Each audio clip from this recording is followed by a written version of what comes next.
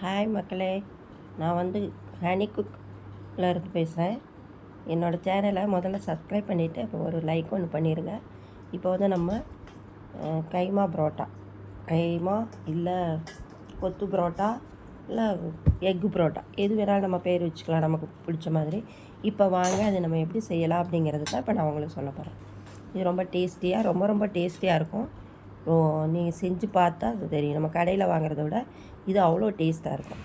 இப்போ வந்து இதுக்கு வந்து நான் 2 புரோட்டா தான் எடுத்திருக்கேன். நம்ம நைட்டில் புரோட்டா வாங்கி சாப்பிட்றோம், மிஞ்சி போகுது. அது என்ன பண்ணுறது, காலையில் அப்படி சாப்பிட முடியாதுல்ல. அதனால் நான் இந்த மாதிரி நைட்டு வாங்கினது 2 புரோட்டா மீதி இருந்தது. அதைத்தான் இப்போ நான் செய்கிறேன். அது ரெண்டையும் இப்படி இந்த மாதிரி பிச்சு மிக்சியில் போட்டு 2 பல்ஸு கொடுத்துக்கோங்க. பல்ஸு தான் கொடுக்கணும், அவ்வளோதான். எல்லாம் பாருங்கள், இந்த மாதிரி உதிரியாக வந்துருச்சு. இப்போ வந்து இதுக்கு நம்ம தேவையானது எல்லாமே வச்சுக்கலாம்.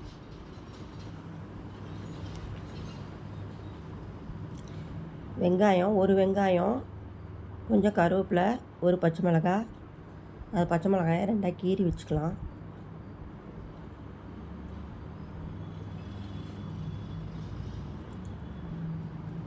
அப்படியே ஒரு பாத்திரத்தை வச்சுட்டு அதில் சும்மா 2 ஸ்பூன் எண்ணெய் விட்டால் போதும். 2 ஸ்பூன் ஆயில், அதாவது 2 ஸ்பூன்னால் நல்லா டேபிள் ஸ்பூன் விட்டு இப்போ இது ஆனியனை அதில் போட்டு வதக்கிக்கலாம்.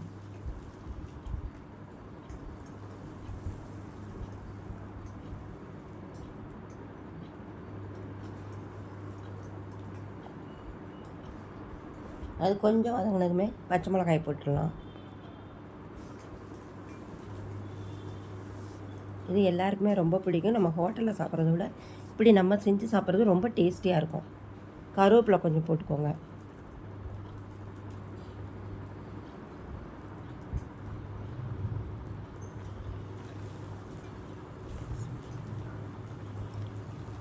கருவேப்பிலை கொஞ்சம் கொத்தமல்லி இருந்தால் போடலாம், புதினா கொத்தமல்லி இல்லைன்னா தேவையில்லை. அதை லைட்டாக வதக்கோங்க, ரொம்ப வதக்க வேண்டாம் வெங்காயத்தை. இப்போ வந்து இதில் தக்காளி, நான் ஒரு தக்காளி, ஒரு சின்ன தக்காளி தான், தக்காளியும் போட்டுக்கலாம். கடையில் வந்து குருமா சேர்ப்பாங்க, நான் அந்த குருமாவே சேர்க்காமல் நம்ம தக்காளி மட்டும் சேர்த்து நான் மசாலா கொடுத்து தான் இப்போ நான் இது செய்கிறேன். இந்த மாதிரி செஞ்சு பாருங்கள், ரொம்ப சூப்பராக இருக்கும். குருமா ஊற்றி தான் செய்யணும் அப்படிங்கிற அவசியம் இல்லை.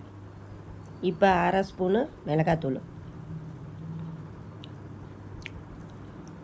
ஒரு 1/4 ஸ்பூனு மஞ்சத்தூள்,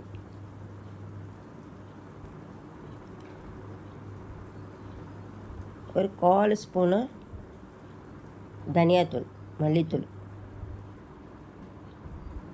இப்போ கொஞ்சம் போட்டாலே போதும். நம்ம 2 புரோட்டா தான், நான் 2 முட்டை தான் செய்ய போகிறேன். கொஞ்சம் 1/4 ஸ்பூன், ஒரு 1/4 ஸ்பூனு கரம் மசாலா, கடையில் வாங்கின கரம் மசாலா தான். இஞ்சி பூண்டு இருந்தால் சேர்த்துக்கோங்க, இல்லைன்னா தேவையில்லை. இப்போ நான் இல்லை, அதனால் நான் போடலை. இருந்தால் ஒரு 1/2 ஸ்பூன் போடுவேன் இஞ்சி பூண்டு பேஸ்ட். இப்போ பாருங்கள், கரம் மசாலா போட்டு இதை கொஞ்சம் வதக்கிக்கலாம். எல்லாம் இந்த பச்சை வாசனை போயிடும், தக்காளி நல்லா வதங்கி வந்துடும்.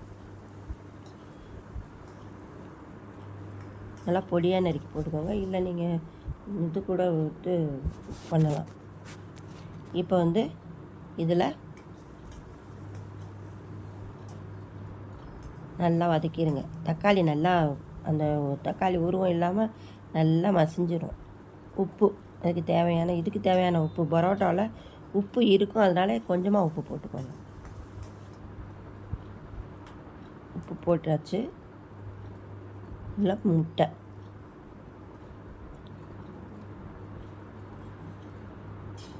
கொஞ்சம் கிண்டிக்கலாம். அடியில் தீயை பார்க்குது, கிண்டிட்டு அப்புறம் அடுத்த முட்டையை உடச்சி ஊற்றலாம். 2 முட்டை, நான் 2 புரோட்டாக்கு 2 முட்டை. 2 புரோட்டா இருந்தால் ஒரு ஆள் தான் சாப்பிடுவாங்க. நம்ம இந்த மாதிரி செஞ்சோம்னா 2 பேர். இன்னொரு முட்டையும் உடச்சி ஊற்றிடலாம். ஊற்றிட்டு இதை நல்லா முட்டை வேகிற வரைக்கும் இதை நல்லா கலந்து விடுங்க. முட்டை சீக்கிரமாகவே வெந்துடும்.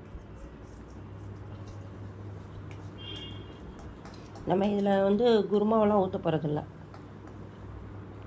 கடையில் எல்லாம் குருமா ஊற்றி சொதன்னு தருவாங்க.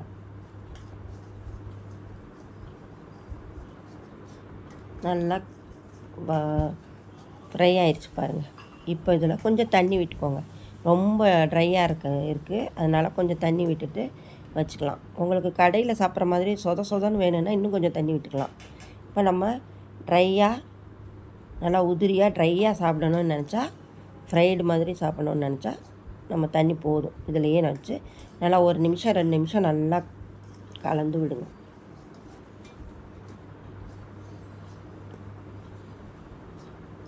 அப்படியே உதிரியாக ட்ரையாக இருக்கும். சாப்பிட்றதுக்கு ரொம்ப டேஸ்டியாக இருக்கும். நம்ம சாஸ் வச்சுட்டு சாப்பிட்லாம், ரொம்ப நல்லாயிருக்கும். பாருங்கள், அவ்வளோ டேஸ்டி. நம்ம கடையில் வாங்குறதெல்லாம் அவ்வளோ நல்லா இருக்காது. இது நம்ம எல்லாருமே சாப்பிட்லாம். எப்பவும் பரோட்டா மீதி ஆயிடுச்சுன்னா இந்த மாதிரி சாப்பிட்டாக்கா புது ஃப்ரெஷ்ஷாக இருக்கும், நல்லாயிருக்கும். சாப்பிடுங்க. அப்படியே என்னோடய சேனலை சப்ஸ்கிரைப் பண்ணிவிட்டு ஒரு லைக் ஒன்று போடுங்க. வாட்ச் பண்ண எல்லாருக்குமே தேங்க்யூ. பாருங்கள் எப்படி உதிரியாக வந்துருச்சு பாருங்கள். உங்களுக்கு சொதன்னு வேணுன்னா தண்ணி நீங்கள் கொஞ்சம் கூட ஊற்றியே பண்ணிவிட்டு கொஞ்சமாக இறக்கிடணும். இது நல்லா ஃப்ரைடாக சூப்பராக இருக்கும். ஃப்ரைட் ரைஸ் எப்படி சாப்பிடுவோம் அது மாதிரி தான் இருக்கும், சூப்பராக இருக்கும். நீங்கள் செஞ்சு சாப்பிட்டு பாருங்கள். அப்புறம் பரோட்டா வேணுன்னே அதிகமாக வாங்கி இந்த மாதிரி செய்ய சொல்லும். நம்ம வீட்டில் செஞ்சாலும் சரி, பரோட்டா போட்டாலும் சரி, கடையில் வாங்கினாலும் சரி, மீதி இருக்கிறத மட்டும் இப்படி போடணுன்றில்ல, வாங்கி வச்சும் நம்ம போட்டு சாப்பிடலாம். கடையில் வாங்கினா ரொம்ப அதிகமான விலை. நம்ம செய்கிறப்போ நமக்கு ரொம்ப குறைச்ச விலையில் ரொம்ப டேஸ்டியாக உடம்புக்கு நல்லது. நம்ம கண்டது கெமிக்கல் சேர்க்காமல் சாப்பிடுவோம். பாருங்கள், சூப்பராக இருக்கா? செஞ்சு சாப்பிடுங்க. சப்ஸ்கிரைப் பண்ணிவிட்டு லைக் பண்ணிடுங்க. தேங்க்யூ.